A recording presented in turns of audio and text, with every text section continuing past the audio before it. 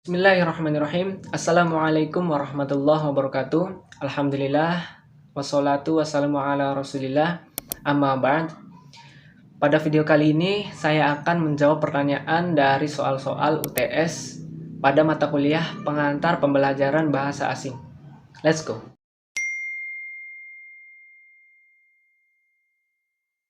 Bahasa ibu adalah bahasa yang diperoleh seseorang pertama kali di keluarganya, sehingga oleh Brown disebut sebagai bahasa pertama. Bahasa ibu juga dikenal dengan bahasa sehari-hari yang biasa dipakai oleh anak-anak di sekitar lingkungannya, serta sangat mudah dipelajari dan diikuti oleh mereka yang bergaul seusianya. Contohnya, jika seseorang lahir di Betawi, maka bahasa ibunya adalah bahasa Betawi. Logatnya begitu kentara dan lugas bila diucapkan saat anak ini lahir di daerah Betawi. Karena rutinitas anak ini dirawat di lingkungan bahasa Betawi, wajar saja cengkoan, intonasi, dan nada naik turunnya suara tanpa bercirikan bahwa yang bersangkutan memang asli Betawi. Selanjutnya adalah bahasa daerah. Bahasa daerah menurut Kamus Besar Bahasa Indonesia adalah bahasa yang lazim dipakai di suatu daerah. Arti lainnya dari bahasa daerah adalah bahasa suku bangsa. Contohnya seperti bahasa Batak, bahasa Jawa, bahasa Sunda, dan lain sebagainya. Yang ketiga adalah bahasa kedua atau al-lughah ats-tsaniyah. Bahasa kedua adalah bahasa yang diperoleh setelah bahasa ibu dan biasanya digunakan dalam pergaulan masyarakat. Dan disebutkan bahwa bahasa lain yang bukan bahasa ibunya yang dipelajari oleh anak, maka bahasa lain itu disebut bahasa kedua. Bahasa kedua ini bisa bahasa nasional, bahasa resmi negara, bahasa kedaerahan, atau juga bahasa asing, tergantung dari apa yang didapat dari lingkungannya. Sebagai contoh, seorang anak yang tinggal di Betawi mempelajari bahasa Betawi sebagai bahasa pertama yang diajarkan oleh orang tuanya. Kemudian saat memasuki bangku sekolah, anak tersebut mendapat pengajaran bahasa Indonesia di sekolah. Maka dalam hal ini bahasa Indonesia dapat dikatakan sebagai bahasa kedua si anak. Yang keempat adalah bahasa nasional atau al-lughah al-wataniyah.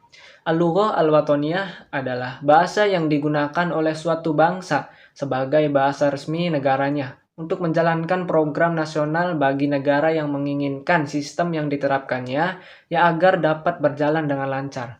Sebagai contoh, bahasa nasional di negara Indonesia adalah bahasa Indonesia yang berasal dari bahasa Melayu.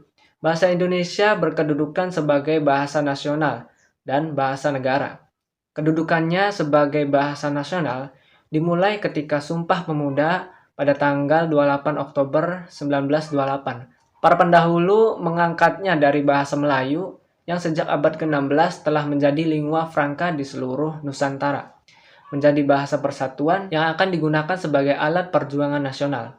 Kedudukannya sebagai bahasa negara berkenaan dengan ditetapkannya di dalam Undang-Undang Dasar 1945 Bab 15 Pasal 36 yang menyatakan bahwa bahasa negara adalah bahasa Indonesia sebagai bahasa nasional.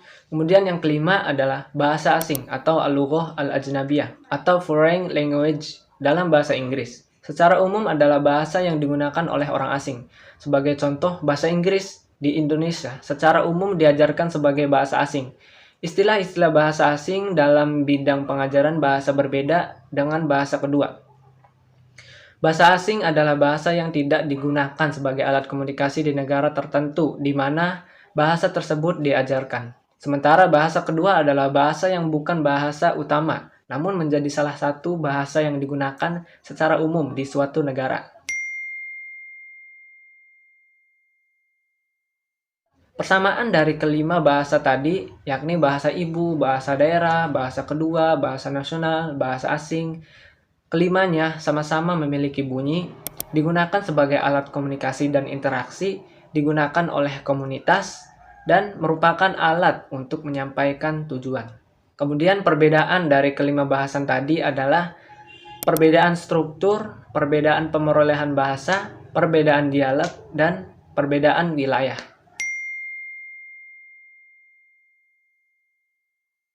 Jawabannya yaitu bahasa Arab sebagai bahasa asing karena bahasa Arab bukan bahasa milik bangsa Indonesia dan juga dan juga tidak biasa digunakan sebagai alat komunikasi dan juga tidak biasa digunakan sebagai alat komunikasi negara Indonesia.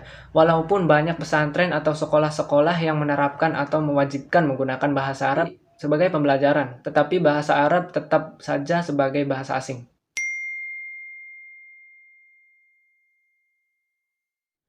Beberapa ahli percaya bahwa memperoleh bahasa adalah proses untuk anak-anak dan belajar itu adalah proses untuk orang dewasa.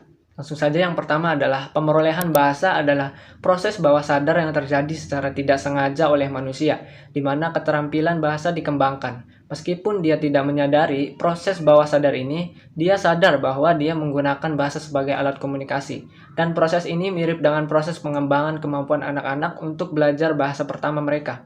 Juga telah belajar untuk menyibukkan diri dengan memahami aturan tata bahasa ketika dia mendengarkan kalimat dari ayahnya atau ibunya. Kemudian pembelajaran bahasa.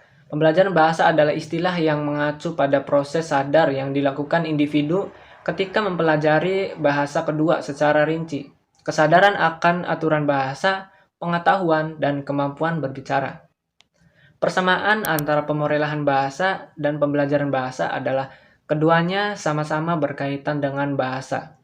Kemudian perbedaannya, yang pertama adalah perbedaan pemerolehan bahasa diperoleh dari lingkungan terdekatnya, seperti keluarga, masyarakat, dan lingkungan sekitar. Sedangkan pembelajaran bahasa diperoleh dari lembaga pendidikan seperti sekolah dan lain sebagainya. Perbedaan yang kedua yaitu pemerolehan bahasa itu memungut bahasa. Jadi seseorang itu hanya mengadopsi apa yang telah dituturkan oleh lingkungan terdekatnya, tanpa mengetahui kaidah dari bahasa tersebut. Sedangkan pembelajaran bahasa itu mengetahui bahasa. Jadi seseorang itu akan tahu kaidah bahasa jika ia mau mempelajarinya. Yang ketiga adalah pemerolehan bahasa didapat secara bawah sadar, sedangkan pembelajaran bahasa didapat sadar dan disengaja.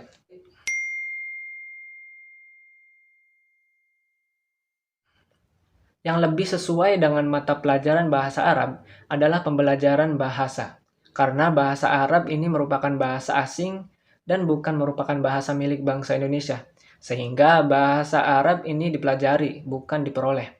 Bahasa Arab juga biasanya dipelajari secara sengaja dan juga dipelajari di pendidikan formal maupun non-formal. Yang mana dalam pembelajaran bahasa Arab, itu peserta didik diharapkan mampu mencapai target-target yang ditujukan seperti dapat berbicara dengan bahasa Arab, dapat menulis teks berbahasa Arab, dapat membaca teks berbahasa Arab, dan lain sebagainya.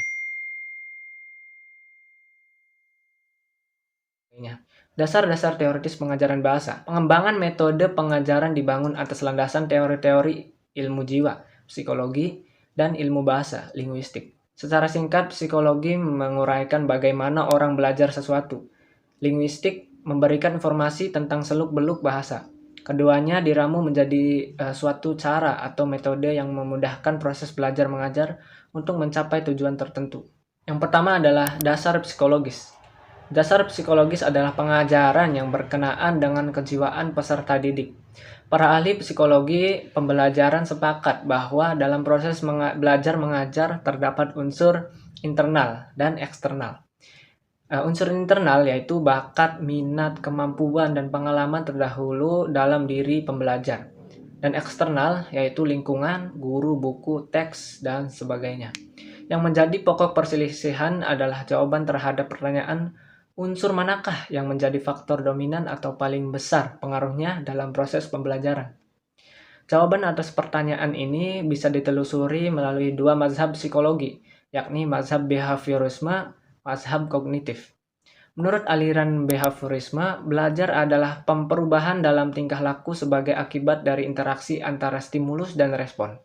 Terjadinya perubahan kemampuan untuk bertingkah laku dengan cara yang baru adalah hasil interaksi antara stimulus dan respon. Dalam pengajaran bahasa, mazhab behaviorisme ini melahirkan pendekatan audiolingual atau aural-oral approach.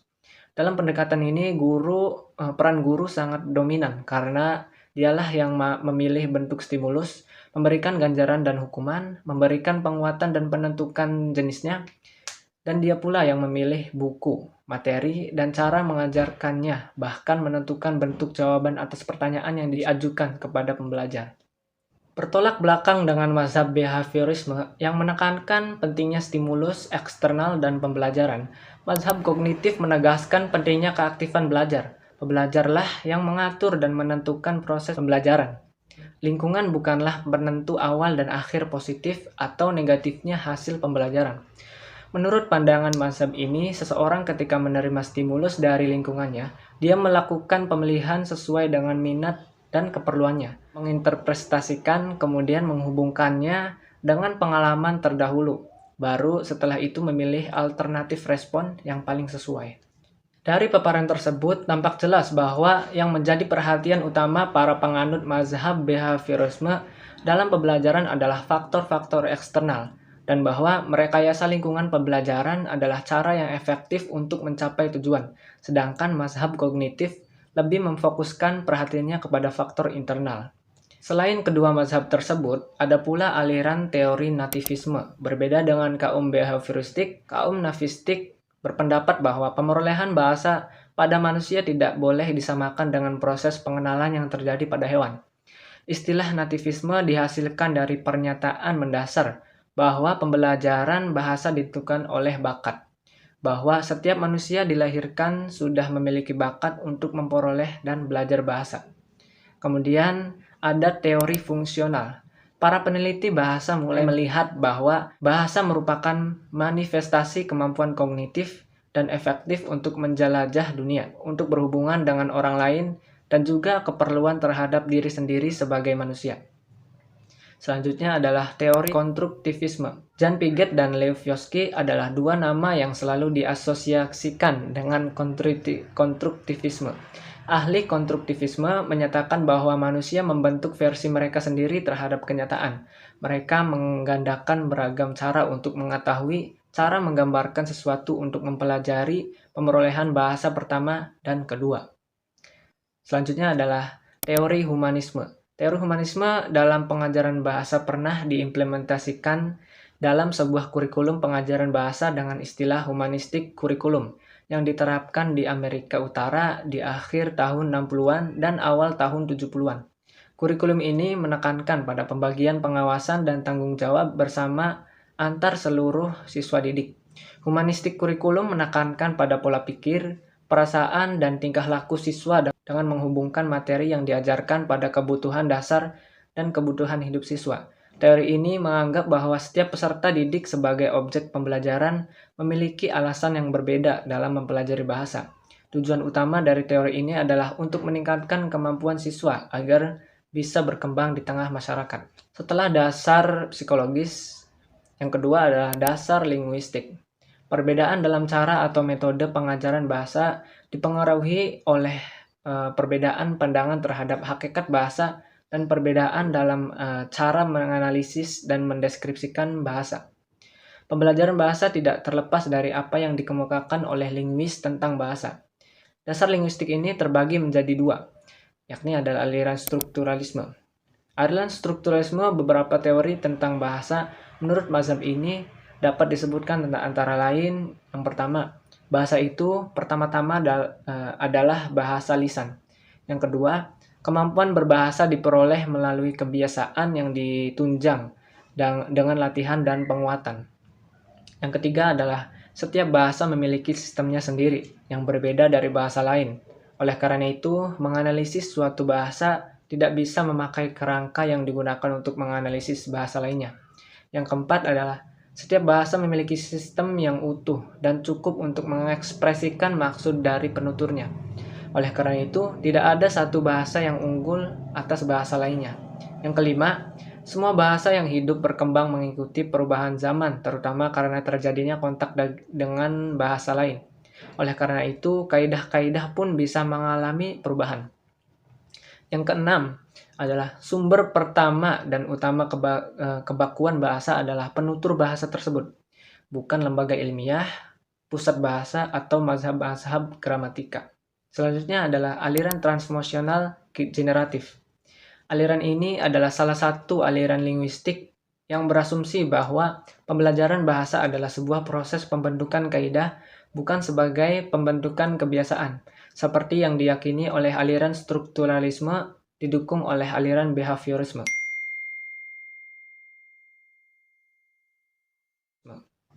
Yang pertama adalah motivasi dan perhatian. Guru harus menggunakan metode yang variatif dan memilih bahan ajar yang diminati, agar siswa memiliki perhatian terhadap rangsangan yang mengarah pada tercapainya tujuan belajar. Yang kedua adalah keaktifan. Guru harus memberikan kesempatan yang sama pada setiap siswa dan tidak boleh ada diskriminasi. Dan siswa dituntut dapat memproses dan mengolah hasil belajar secara maksimal. Yang ketiga adalah berpengalaman dan keterlibatan langsung. Guru harus melibatkan siswa dalam mengolah dan menyimpulkan berbagai informasi pembelajaran dan siswa bisa menyelesaikan tugas-tugas yang diberikan secara mandiri. Yang keempat adalah pengulangan. Menyiapkan dan merancang pembelajaran yang harus diulang kembali dan siswa mengulang pembelajaran melalui latihan atau pekerjaan rumah. Yang kelima adalah tantangan. Siswa bisa menyelesaikan problem yang telah diberikan oleh guru secara aktif. Kemudian yang keenam adalah penguatan dan balikan. Guru memberikan jawaban yang benar dan memberikan kesimpulan dari materi yang telah disampaikan. Yang ketujuh adalah perbedaan individual. Penghargaan perbedaan lebih mengenal perbedaan individu siswa. Dan siswa bisa menghargai pendapat teman yang berbeda dengan dirinya. Hakikat dari pembelajaran adalah usaha sadar dari seorang guru untuk membelajarkan peserta didiknya, mengarahkan interaksi peserta didik dengan sumber belajar lainnya dalam rangka mencapai tujuan yang diharapkan. Pembelajaran merupakan bantuan yang diberikan pendidik agar dapat terjadi proses pemerolehan ilmu dan pengetahuan, penguasaan kemahiran dan tabiat, serta pembentukan sikap kepercayaan pada peserta didik. Dengan kata lain, pembelajaran adalah proses untuk membantu peserta didik agar dapat belajar dengan baik. Bahasa adalah realitas yang tumbuh dan berkembang sesuai dengan tumbuh kembangnya manusia. Penggunaan bahasa itu. Realitas bahasa dalam kehidupan ini semakin menambah kuatnya eksistensi manusia sebagai makhluk berbudaya dan beragama. Bagi lingkungan atau masyarakat umumnya, bahasa Arab adalah bahasa asing karena bukan merupakan bahasa pergaulan sehari-hari. Meskipun demikian, bahasa Arab dalam pandangan pemerintah adalah bahasa asing. Hal ini terbukti misalnya dalam Peraturan Menteri Agama Republik Indonesia Nomor 2 Tahun 2008 tentang standar kompetensi dan standar isi pendidikan agama Islam dan bahasa Arab. Karena sebagai calon pendidik harus memiliki strategi dan tujuan sebagai pengajar agar proses pembelajaran itu dapat dipahami oleh peserta didik. Dan sebagai pendidik juga selain urusan dunia, urusan akhirat pun menjadi tujuan utama karena bahasa Arab adalah bahasa Al-Quran.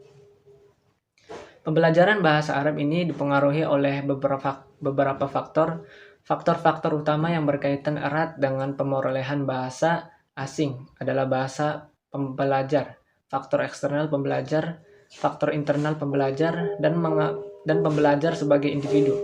Adapun ruang lingkup pembelajaran bahasa Arab meliputi unsur-unsur kebahasaan, terdiri atas bahasa, qawaidu al-lughah, kosakata atau mufrodat, pelafalan, dan ejaan aswad Arabiyah.